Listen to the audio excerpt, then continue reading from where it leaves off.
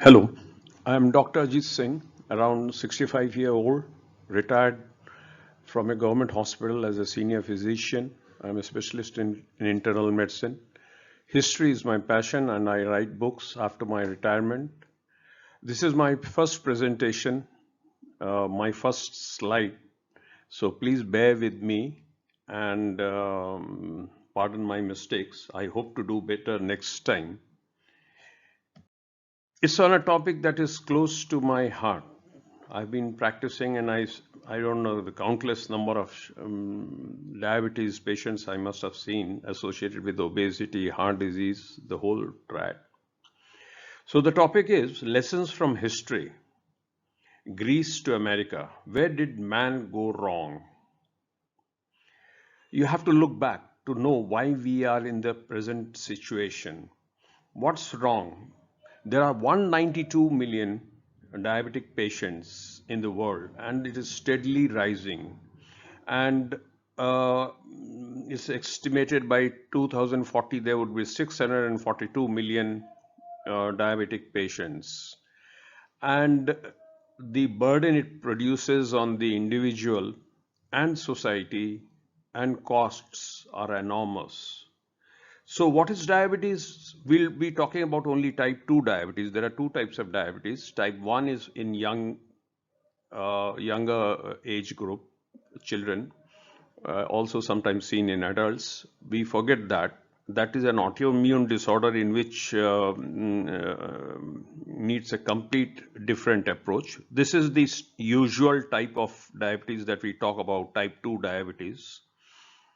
And the most dominant, almost 95% would be type 2 diabetes in most societies. So, diabetes results in a rise of sugar, blood sugars, and of course lipids. We'll talk only of sugars. Lipids are a bit more complicated. So, sugar is a raised sugar is like a flood. It destroys everything in its path. And raised blood sugar destroys the eyes, the heart, the kidneys, everything it touches. It's just like a flood. So one must not underestimate its destructiveness. A bit of diabetes before I go on to the main topic. Uh,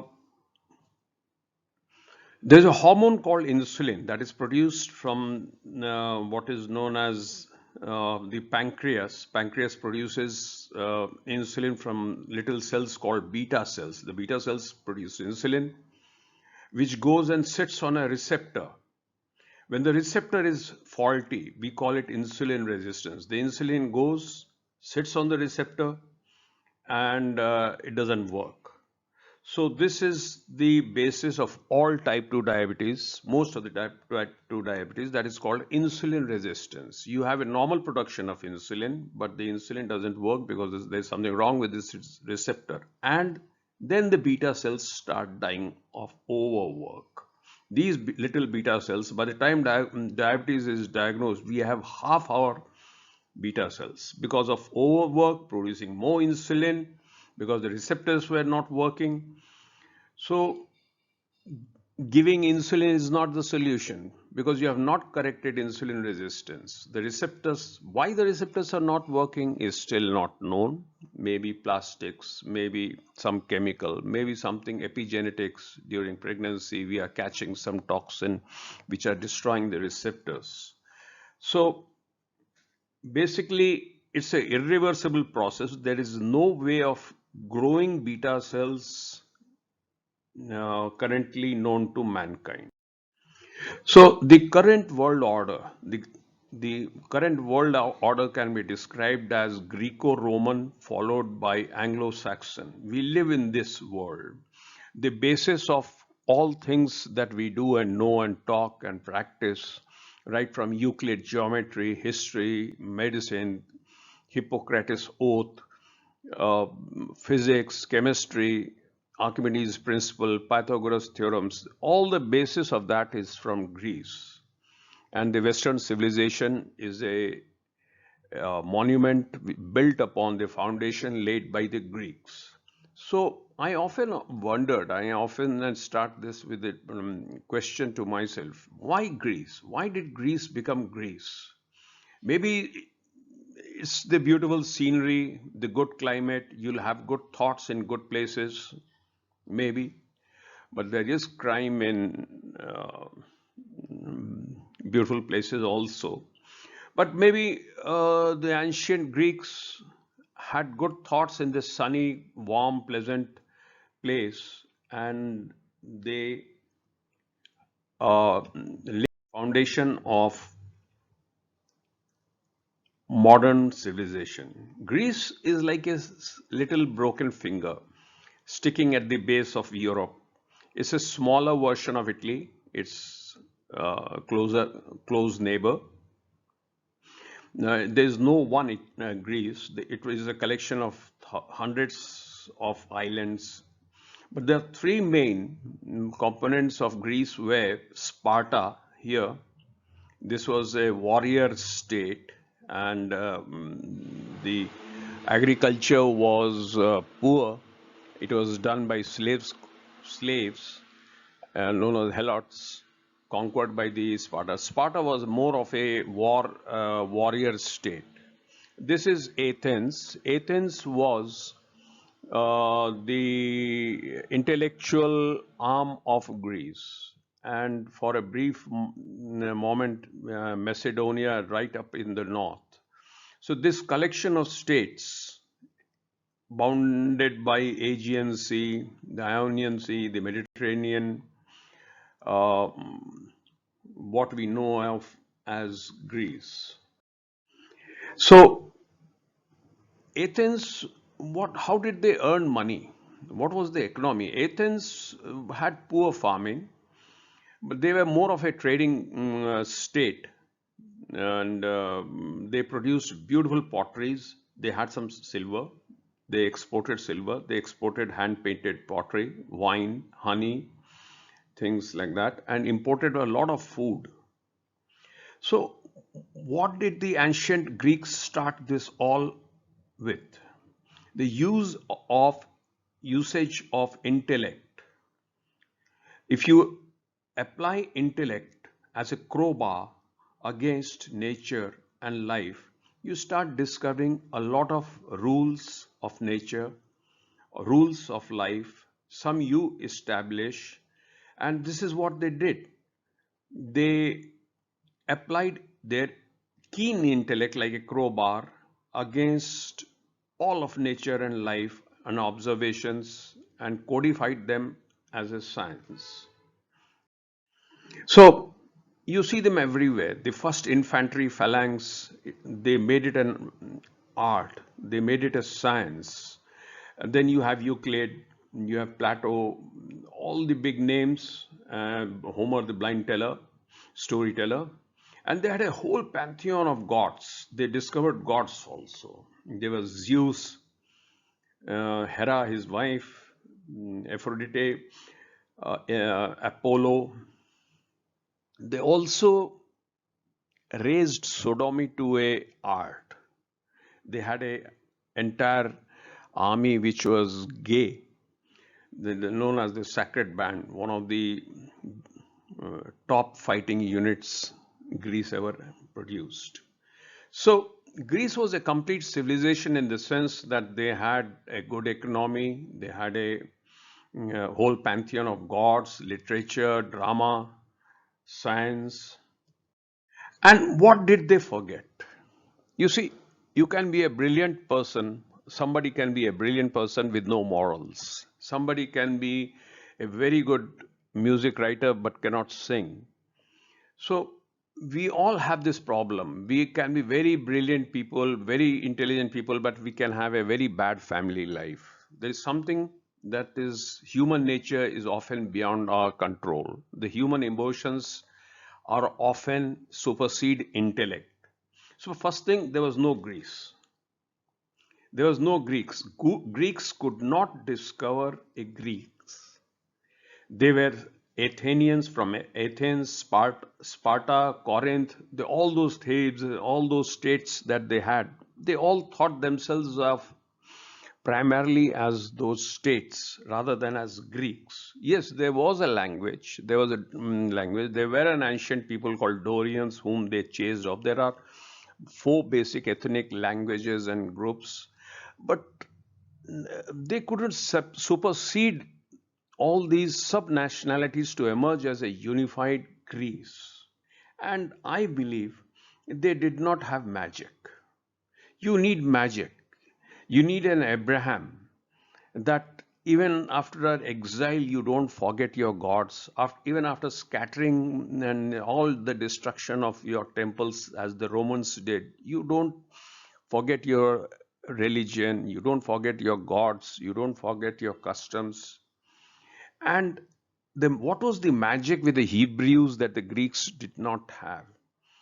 This is my view. These are all my views. You see, Abraham talked to God. God whispered to him, "You are the chosen one. Your people are the chosen one. We have promised you, there's a covenant. We are going to give you the promised land." And the Hebrews, the Jews, the Judeans, the Israelites, whatever you call them, they believed in it, and it kept them going. How about the Greeks? Nobody whispered to them. No God whispered. The children of God walked amongst them. Of course, in the past, never in the present. There was Achilles, and everybody big, Hercules, Achilles, all these Heracles. They were all sons of some god. But there was no promise. There was nothing for the future. There was no promise to them that we shall be giving you a land and you are the chosen one. And there was a constant angry gods, and then interaction did occur, but the magic was missing. And as soon as they disappeared, the gods disappeared, the people, the civilization disappeared. So, what is the underlying philosophy? To be blind is not to see the storm coming, not your mistake. To be stupid is see the storm and shrug, it will go away. To be ancient Greek or modern American is being not stupid. They are not stupid people, but just do not do anything. A sort of apathy grips you. You see all these things happening, but you will not correct them. Sometimes revenge is very sweet. You see it happen on those you hate, your neighbor sometimes. It's all right, I get destroyed, but it's sweeter to see you destroyed. So this is what happened to Greece. The Spartans, they had so much slaves, the Helots, and they could not simply manage it. And the maybe the reproductivity rate fell. There was a lot of practice of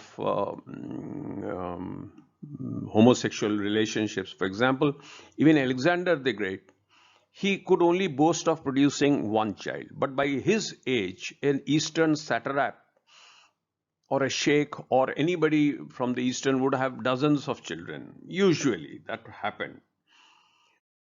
So, how did the Greeks get destroyed? 7 years war, it's known as the Peloponnesian Wars.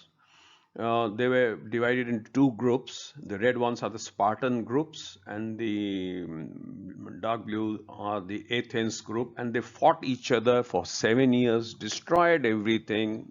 Athens was destroyed, almost Sparta was almost destroyed. Nothing much was left in Greece after the Peloponnesian War. Yes, after 100 years, there was a blip. There was Alexander the Great was born. And the Peloponnesian War occurred in somewhere 430 BC. Alexander the Great came, but it was a short-lived blip. As they say, the final surge of the dying lamp. That is what Alexander was. Alexander's father was the great man. He was from a hill state, Macedonia, looked down upon both by the Spartans and the Athens people. But once these big powers were destroyed, the Macedonians rose. King Philip, the father of Alexander, was a very clever strategist. He developed his army, he conquered whole of Greece, and he brought about great reforms in his army. And the army was sort of ready when when King Philip died and Alexander took the throne. So Alexander sort of came and sat on a bus which engine was running, ready to go, and that's what Alexander did. The first thing he wanted to do was to destroy his eternal enemy. The eternal enemy of Greeks, unfortunately, were the Persians. The Persians and the Greeks fought each other many times, almost close to. But this time, Alexander destroyed Persia forever. Their beautiful capital, Persepolis, he burnt it down. He broke it down stone by stone. And but after Alexander died, his Macedonian little kingdom was also gone. He had a wife from north of Afghanistan and a little son. Both were stuffed in sacks filled with stones and thrown in the Mediterranean, in the sea, whatever sea. And thus finished Alexander, and thus finished all about Greece. After Alexander, he had some generals like Seleucus, Antigonus, Ptolemy, who carved out Alexander's great empire amongst themselves and started fighting within themselves. That is known as the War of Diadochi. So whatever Greece, what was good was left about Greece, the big blip, that also was extinguished by the infightings of Alexander's generals. This is known as the War of the Diadochi. So Greece was gone. Greece was destroyed as a power, as a civilization almost. All its intellectual prowess lay in the dust. What does nature hate the most philosophically? It hates a vacuum. And it doesn't like vacuums. It fills it up with something very quickly. So it was time for a new empire to rise, as both Greek and Persian empires lay in ruins. And what was that empire? It was Rome. So the Greeks lost, and then their gods lost too. Life, as they say, is a race is a Darwinian race of not only humans but also their gods. The gods compete against each other, the humans compete against each other, and Darwin watches. Sometimes the gods lose, the men survive, sometimes the men die, the race dies, the religion lives on.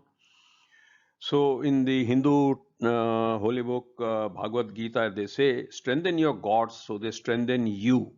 You have to strengthen them. The Greeks were a defeated people after this, and their religion could not therefore survive. Gods of losers are good only for comics. I mean, if you want to read about Incas and pharaohs, and Tintin is the right place. He seemed to love those gods. Every mythology loves the Greek gods, except the Greeks. So, where was Rome? Rome was around the same time Homer was writing his Greek books, around 400 years before Alexander the Great. Rome had been founded on 7 hills, marshy land around Rome. Some bandits and robbers, they say, bandits came and settled there. They were led by two brothers, Romulus and Remus. One of them killed the other, and Rome was filled. They had been abandoned, and they had been brought up by a she-wolf. As the story goes, as also it goes for the Gok Turks of the steppes. And they organized themselves. They stole whatever they could not find from neighbors, including women. There's Um, they had very good neighbors. The Etruscans were their neighbors, and the Romans did copy a lot from their uh, neighbors. So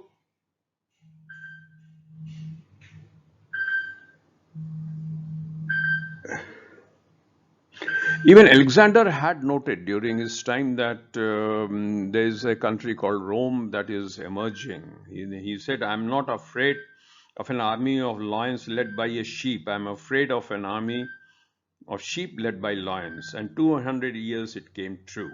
The Romans defeated the Greeks totally, finally, for all. And the last battle was the battle of Octavius Caesar against Antony and Cleopatra. Cleopatra, you have to remember, was a Greek. She came from the family of Ptolemy, one of the generals of Alexander the Great, and she harbored dreams of resurrecting her Ptolemaic Greek kingdom. So, so that was the end of Rome. So, if you watch a river with a lot of tributaries, you sometimes wonder which tributary finally wins. And by one word, you could say it's the willpower. That is how Rome arose. With strong willpower, they succeeded where many others had tried and became one of the largest, biggest empires man has ever seen. And it lasted for a long time.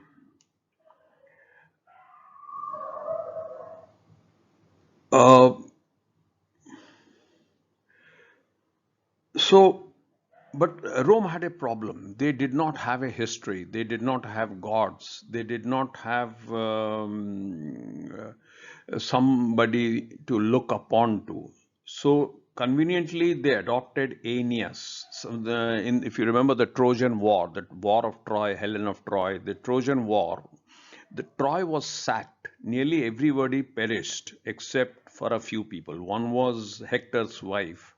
The other was Aeneas. He was a warrior who escaped in the dark fighting the enemies. He was not caught. They say when he went to Carthage. Romans said, we are descendants of Aeneas with Mars as our god.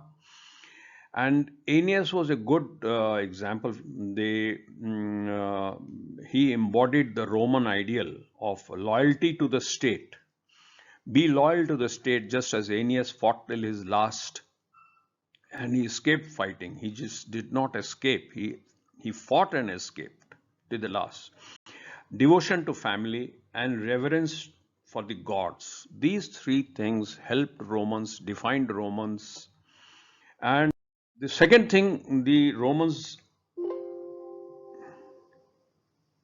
did was to adopt all the Greek gods they had. They translated all the Greek gods from Zeus to Jupiter, from a phalanx to legion. They adopted all the Greek gods. They changed their names. They adopted Aeneas, a Greek hero, and they were not philosophers. They were not very good in literature, but they were great engineers, great organizers, and great orators.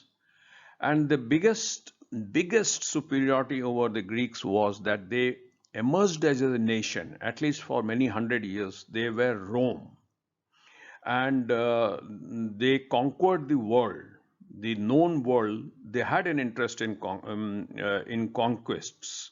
Greece was more inward looking. They did not go out before Alexander. They had not gone to Persia and fought a war. But the Romans, as far as the eye, from England to the land that is now Israel, to Yugoslavia, to the borders of Germany, it was all theirs, the north of Africa.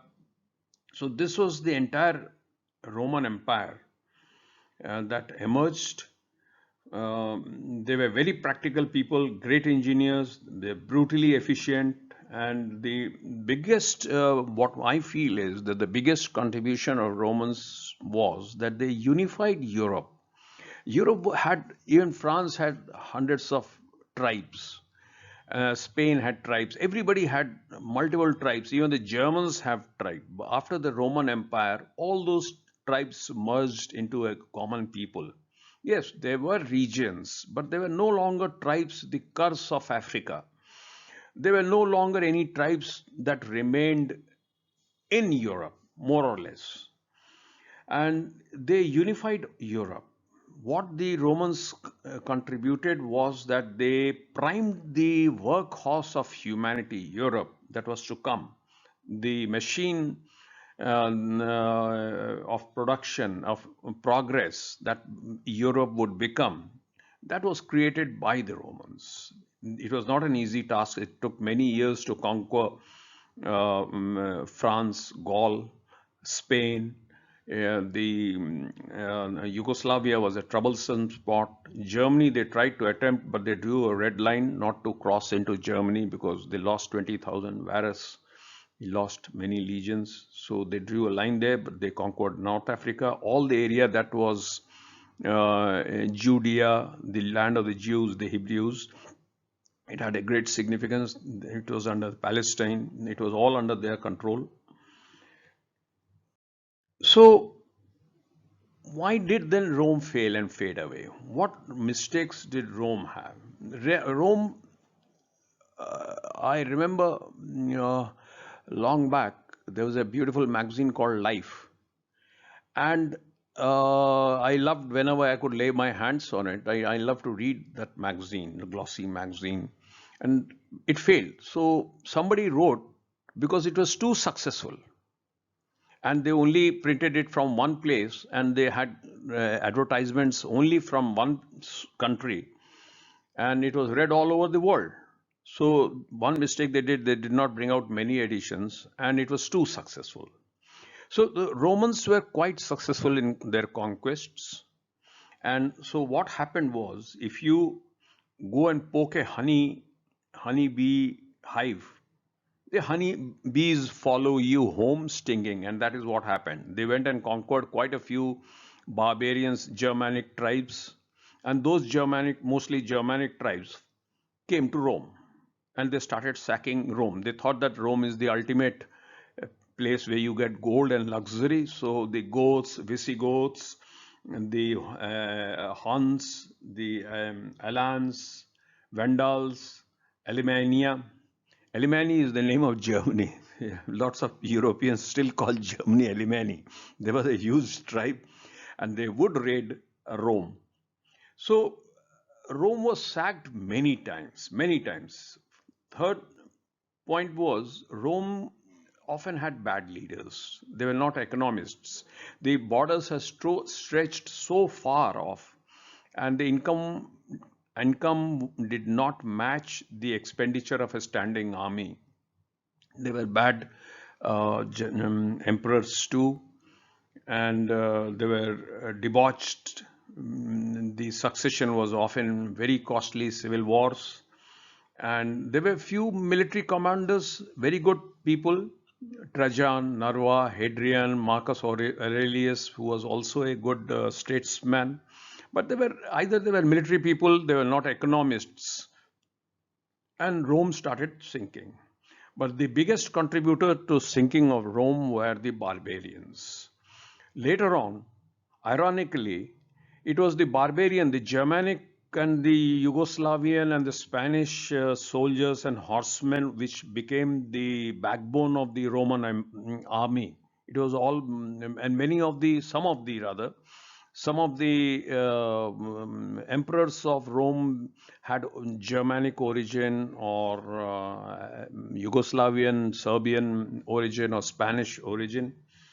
So the true spirit of Rome was gone. Sometimes I feel that we have a parallel to Rome today, the United States. United States Senate is also built on a Capitol Hill, just as Rome was built.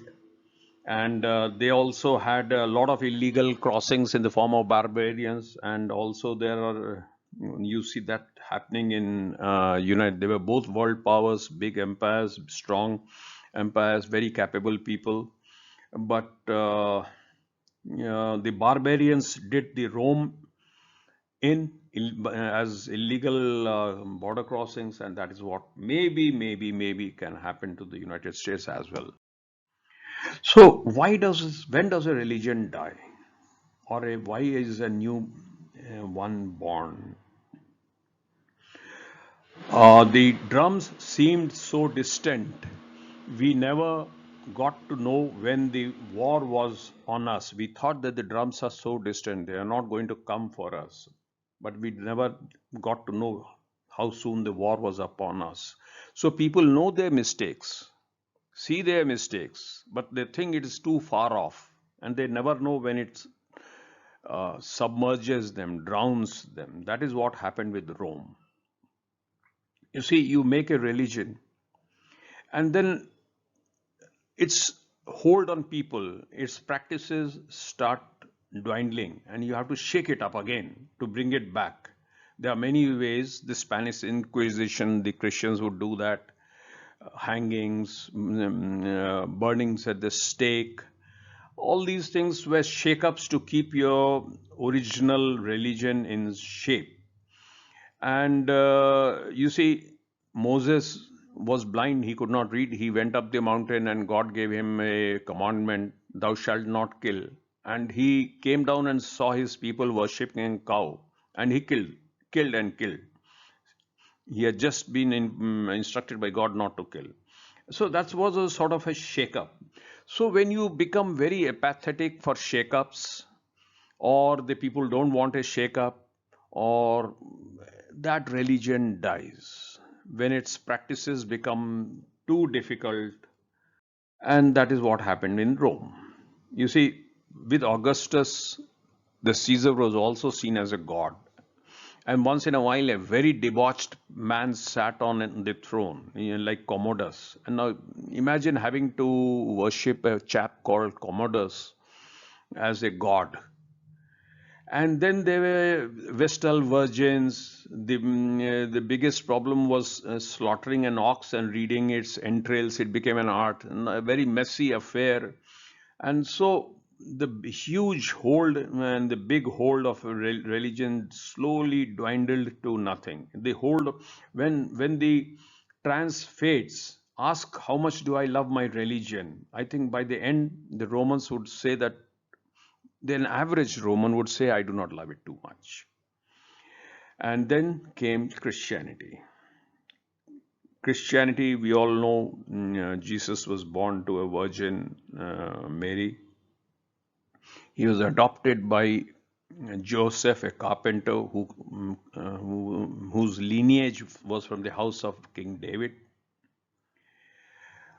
The young Jesus did not start a new religion. He remained a Jew.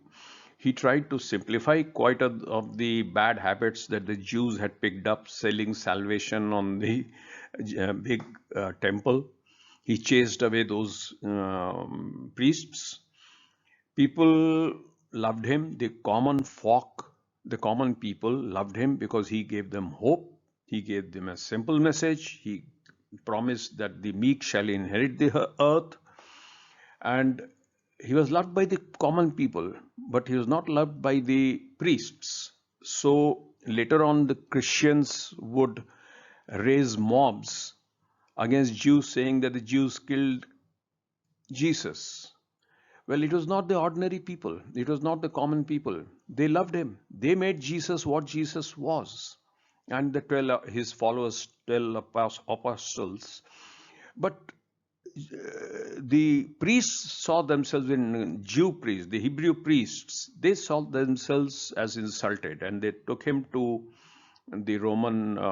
Tiberius was the Caesar, and his the prefect was Pontius Pilate. And Jesus makes one fatal mistake. Pontius Pilate asks him, "Are you king of Jews?"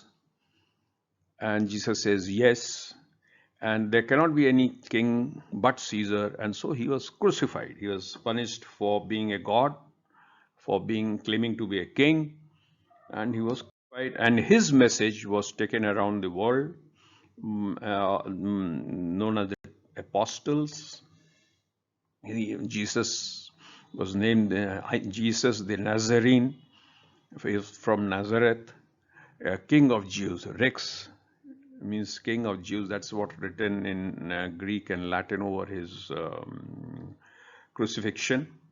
But Christianity did reform the Roman and the Judaism too. Judaism, you see, the religion of Hebrews was not a converting religion. They shrunk and they increased by the natural growth in population, not by converting people, others. But Christianity believed in their message and they became evangelical, spreading the message far and wide, unifying a vast area. The New Testament that the Christians wrote um, was a simple message of faith, of prayer, of simple ideas like service, finding peace in service, forgiveness, and inculcating a goodness of heart.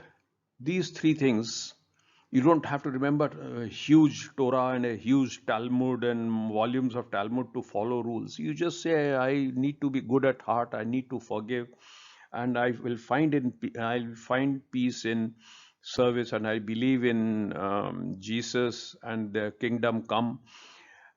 That was enough. Rest was all prayers. All the complicated, the footprint become too small, and people accepted it in a big way. So the Old Testament was not rejected. That still remained as an example for Christians as the Old Testament, as how a people grew their history and a lot of wisdom. So why did early Christianity take a few hundred years? There were too many versions of Christianity. There were 12 apostles, there were 12 stories. There were Greek version, there was a Roman Latin version, there were other versions, there were Egyptian versions, and it was quite messy.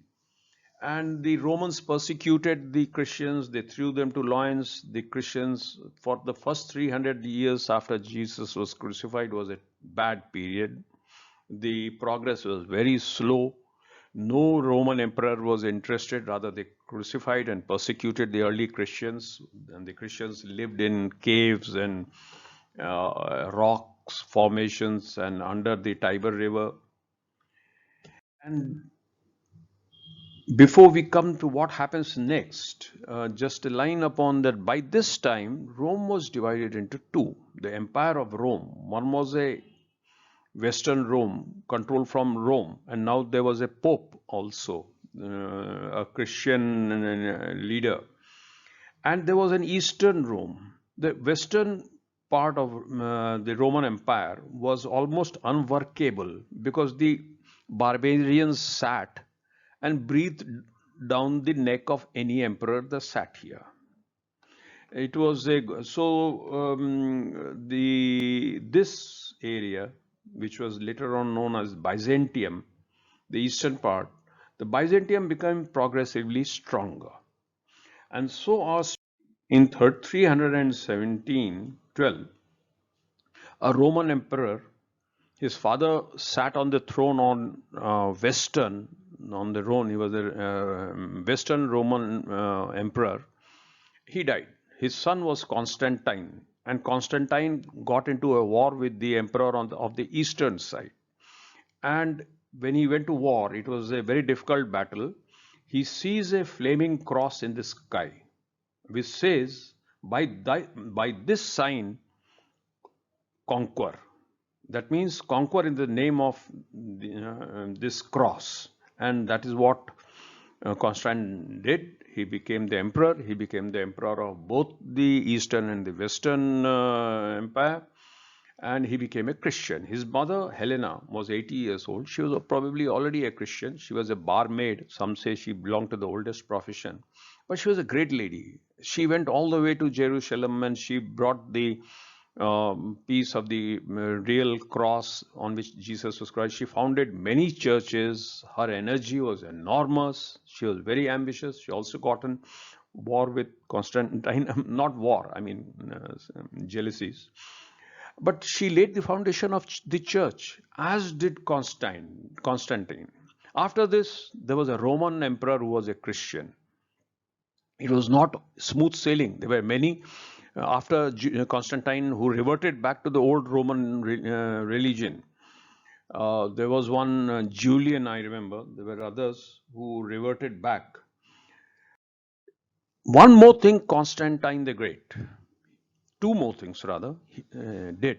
One was he founded the city Constantinople, which is known as Istanbul now after the conquest by the Turks.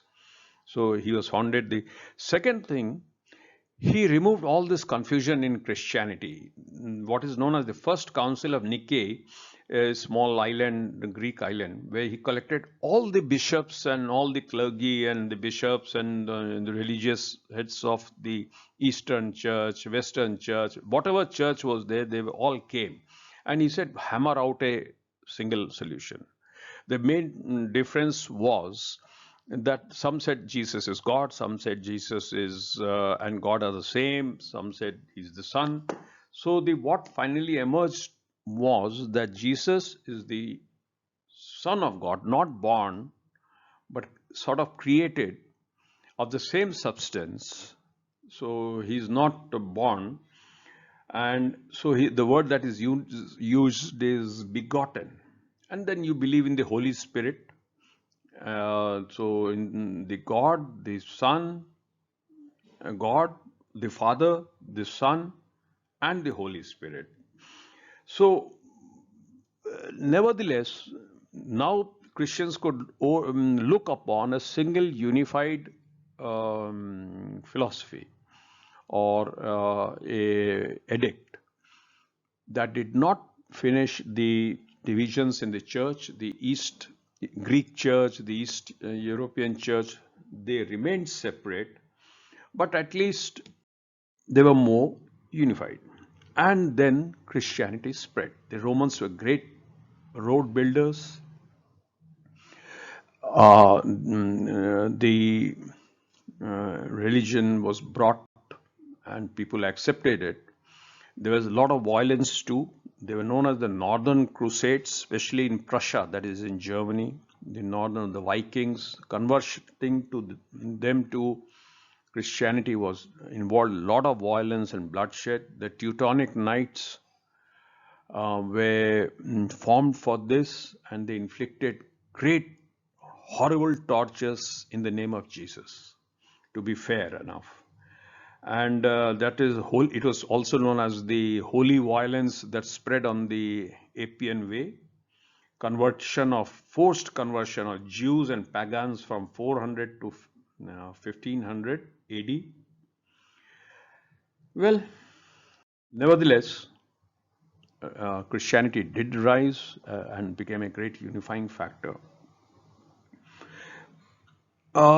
Slightly apart, you see, in most textbooks, one of the biggest phenomena of the 20th century is taught in most textbooks, and it is discussed and as a huge topic, the rise of communism, the philosophy of Marx, Engels, and how great communism spread.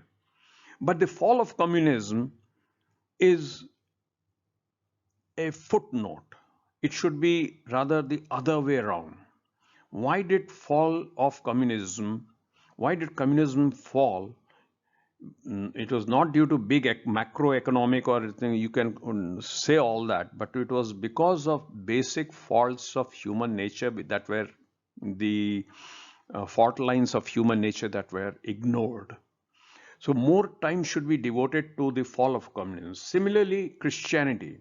Christianity for, you see, people can criticize the church for doing all those bad things, but mothering, being a giving birth is not a pretty affair. Christianity did manage over a long period of time to hold its flock reasonably well together. Europe became unified, it became Christian, it was centralized under the Roman Pope and of course the Eastern Church. And but the lot of is talked about the rise of Christianity, but we tend to ignore the fall, rather the freeing of Christianity of the people of Europe. Christianity is still survives. It is still strong. What happened? It was just like a mother. Christianity helped Europe to walk on its feet, and then it let it go. This was the turning point of our modern civilization. If Christianity would have held on, if Christianity would have kept its hold strong, we would not be where we are. So the beauty was keeping it. Christianity kept a hold on Europe, on the people, on the population, on their ideas, on their behavior, on their what they eat, think. There were a lot of bad practices, everything. But at a very precise moment, it let it go and run and grow. See the world. Galileo was maybe jailed for saying the earth is round. It goes around the sun. But after that, there was no looking back. Science progressed. The church was no bar. On the contrary, there were quite a few churchmen, and the two I have mentioned is Mendel genetics. He was a monk, and Roger Bacon from the Oxford University. He too was a monk. So science was suddenly acceptable. Science was church did not come in its way. Christianity did not come in its way. It had nurtured the people, and then it let free their minds. It let it run and grow up into a young man and to see the world and conquer the world. So, what was it? You, it was the second law of thermodynamics to the rescue. You see, everything tends entropy. I mean, when the second law came, it was in reference to heat. You can't, a cup of tea cannot become hotter by itself. It will get cooler. So any energy, any system that starts, its entropy, the measure of its disorderliness increases. For example, if it starts here, it will give off heat and become small. So you have to keep pumping in heat. You have to pump in heat to keep it to its original nature. If you do not pump in the heat to keep to its original nature, it becomes too big. It becomes too big, too unmanageable, and sort of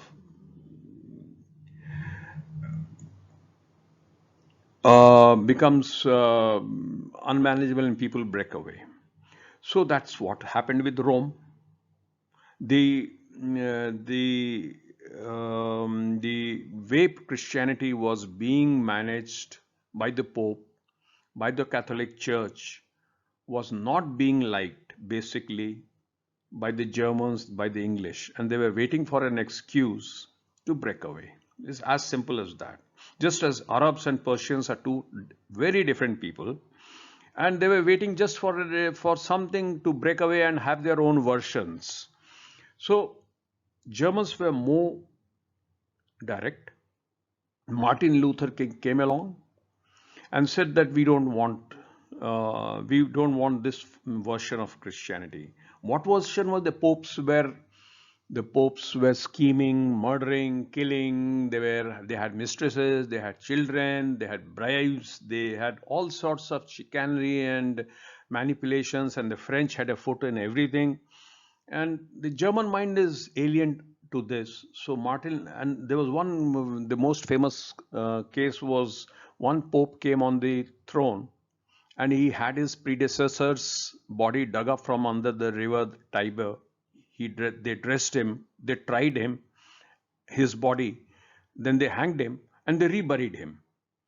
So this was the level of hatred the popes had gone to.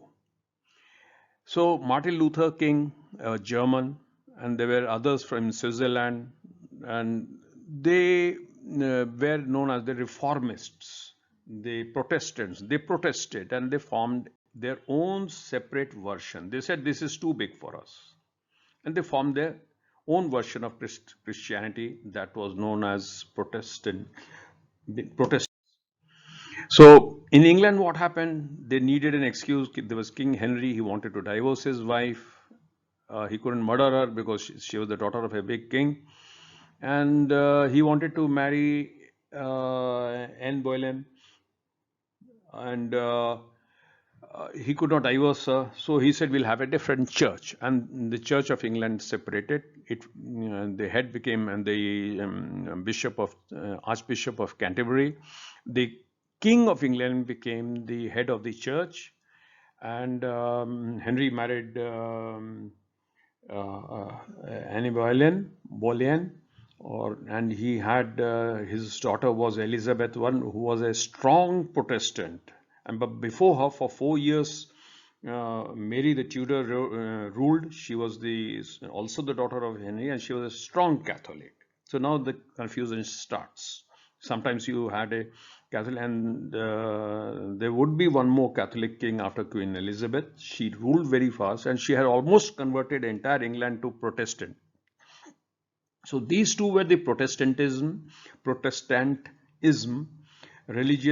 English Reformation, the Anglican Church, the German Reformation, the Lutheran Church. These two churches became independent of the Pope and Rome, Italy, and they laid the foundation of a lot of whole of Europe. In France, this is a painting that is very disturbing. You see noble ladies in a French, that is Catherine de Medici. She was a staunch Catholic, and the Protestants were known as Huguenots. And so probably after having tea and some song, and then she leads her ladies out to inspect the murdered Protestants lying in front. And this is what happened. And it kept on happening till 40, 50 years. By Hitler, for example, the Nazis, the first thing they did was to imprison all Catholic priests, along with the Jews, of course. And even the Irish Republican Army was Catholic. They were battling Britain, England, which was Protestant. So the Protestant and Catholic wars persisted. So England became Protestant. Spain was Catholic, France was Catholic, Germany was Protestant, Switzerland was Protestant, Holland was Protestant. But Italy, France, and Spain, Portugal became strongly Catholic. Of course, Russia was had its own Eastern Greek Orthodox. That Eastern Church was right from the beginning. It was a different church, and thus our story begins here. Well, the mess that we are in, 620 million diabetics by 2040, the story starts here in the Protestants of England. So the question is, England was Protestant and quite at peace. And in the meantime, America, what we call a United States of America, had been discovered by Christopher Columbus. And proper route had been found by Sir Walter Raleigh, a relative of Queen Elizabeth in her time. And some say Asterix and Obelix discovered the United States. Some say there was a Viking who discovered it. Anyway, Sir Walter Raleigh was a navigator. He was killed, beheaded by Queen Elizabeth, his own cousin. I don't know why. He found out the proper way. Now you could go to the US. English people could migrate in a ship to the United States of America. And that's why did they start going to uh, America? We'll come to that in a moment. The biggest question is, but when discovered, there was no big empire in the Americas. Why?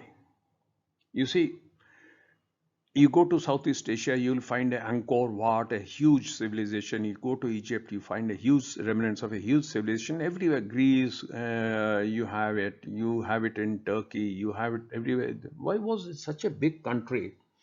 It did not have a single huge uh, civilization to resist the encroachment by Europeans. They were scattered tribes. So they had quite a few tribes, and I call it a blind alley phenomena. You invest in a skill in a place and you stay with it. There were tribes that had scattered along the Mississippi River and the tributaries of the Mississippi River. They farmed, they fished, but the vast majority learned skills how to live off the bison. This was the blind alley. Now, there were millions of bisons roaming the plains, grasslands. America is a grassland in the middle, wooded area in the wooded in the east, a huge mountain range here, and then of course the fertile lands of California. And in the north, there are the big lakes and frozen areas, big forests. So the core of America was the rolling grasslands where by millions these bisons roamed, and the Red Indians, they didn't have horses initially. They got the horses from the Spanish and they followed them, and they lived in their they made tents out of the skins of bisons. They ate them, they had everything. The economy was dim. So it was a blind alley. You had learned a skill, you don't want to lose it, but it won't make you into a big empire. For a big empire, you need agriculture, you need surpluses, you need farmers, you need people, you need an entire civilization that has farming at its core, because farming is the only thing that can produce huge surpluses. You go to the Mekong Delta and you see the Angkor Wat is built on the excesses of the Irrawaddy River.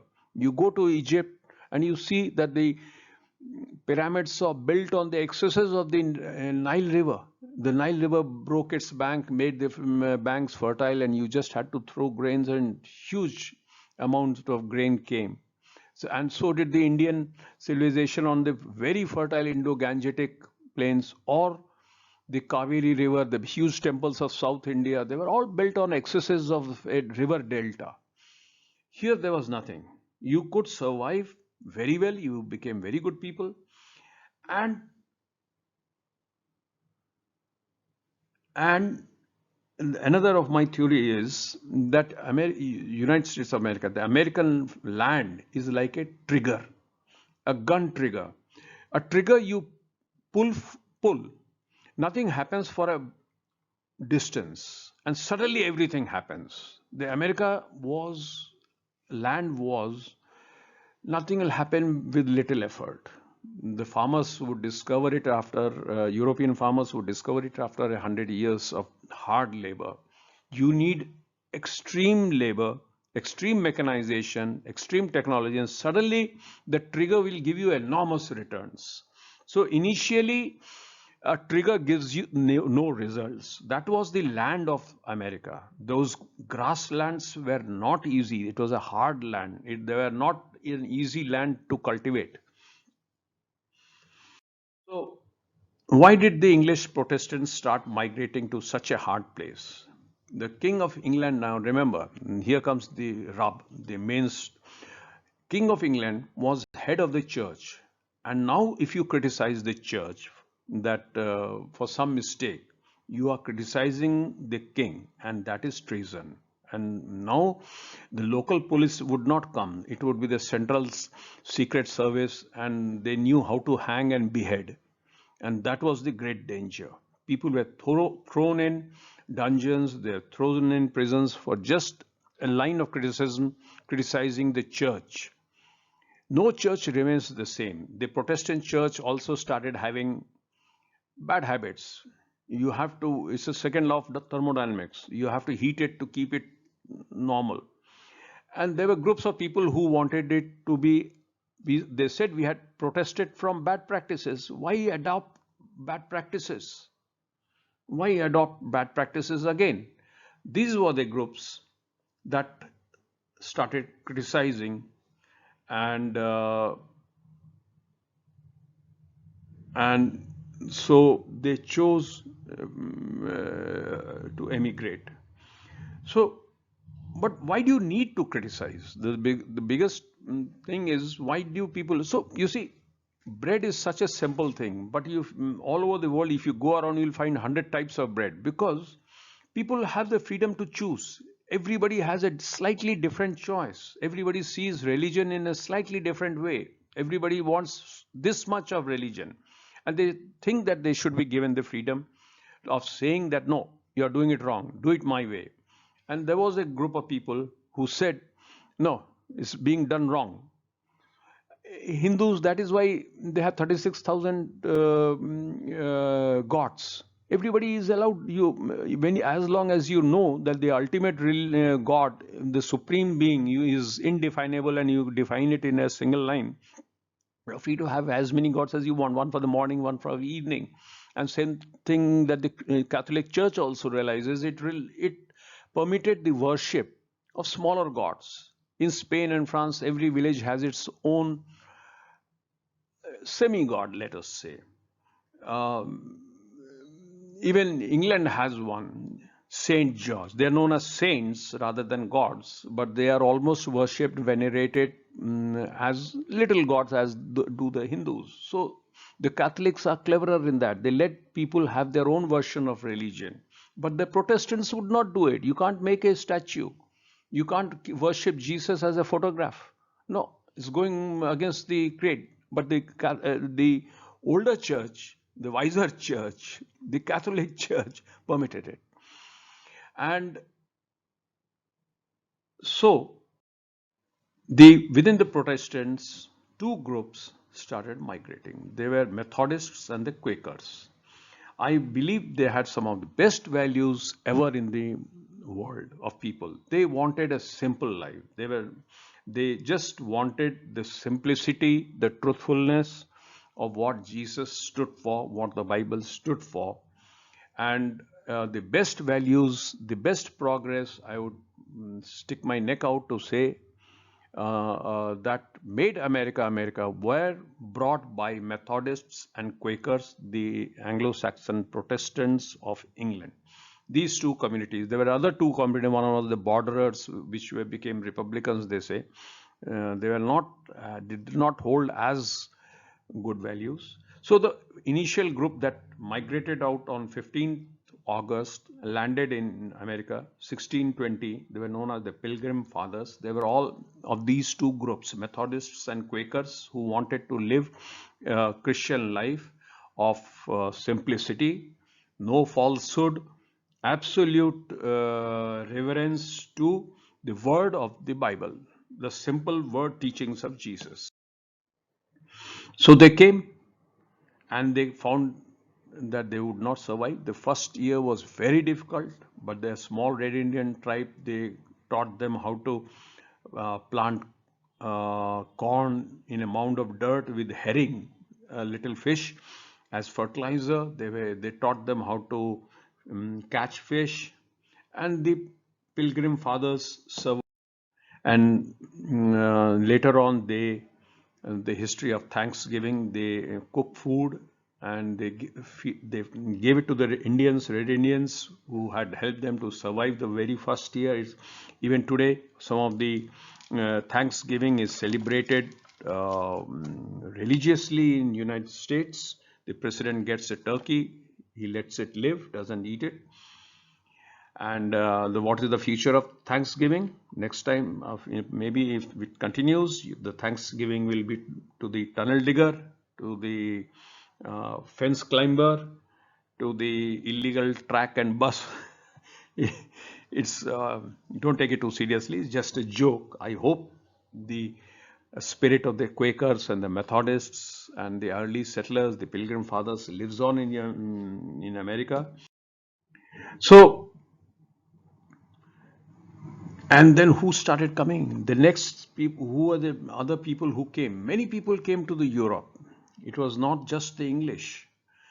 The Jewish pogrom started. It's called pogrom. It's a special word in which the militia and the soldiers and even the public would hound the Jews and take their lands and drive them off from their lands. It happened in Russia. It happened in Poland. It happened in many East European countries.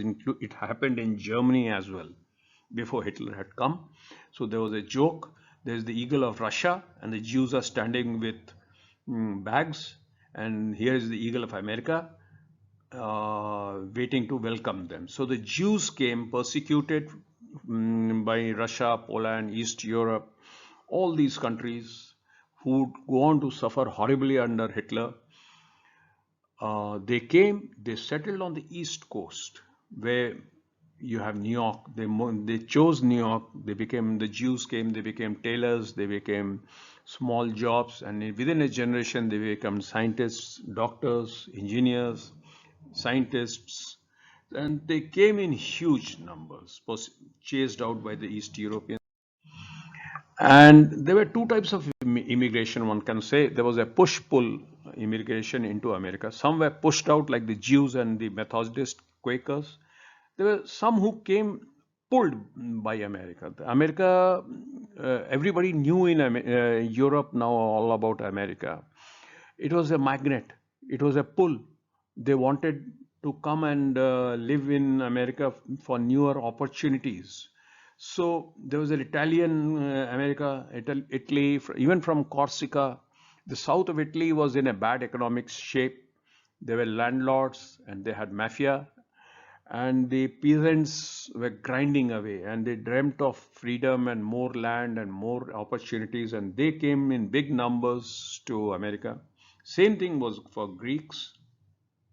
They also were not doing too well back, and one of the reasons was increasing technology, increasing food production had led to a huge rise in population in all these countries, and the jobs and opportunities and the land holdings dwindled, so they had to move out.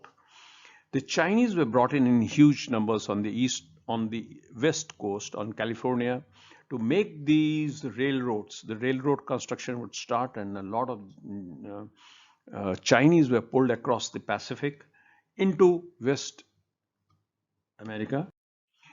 And the saddest immigration was of the Jews, of the Irish, I'm sorry, of the Irish. Now, what had happened was the Spanish had discovered Peru and Aztecs, Incan culture, and they had discovered potatoes. Now, potatoes, when they were discovered, was touted as a miracle food, and it kept very well. It changed shipping. I mean, if you could have a sack of potatoes, a ship could go on for 4 months with a very good basic food. So people started growing potatoes. The Irish grew it in a big way. The Irish grew it in a big way, and they depended upon it until one year the fungus mold caught it, and the entire potato crop perished. And maybe a million, or I don't know, maybe a million people died of starvation. And this is from Dublin, from where they migrated to America. They have these statues of starving people from these are the places from where they caught a ship to America, and they came to escape the famine back home in Ireland, and they came in 4 or 5 million Irish. Then, of course, there was the forced migration of the slaves. They came from the west coast of Africa.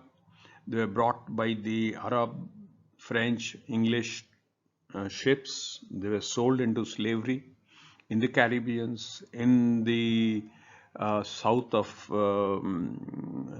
United States, to work in the fields, cotton fields. That was one of the biggest blot on the America. But that was fashionable of that era.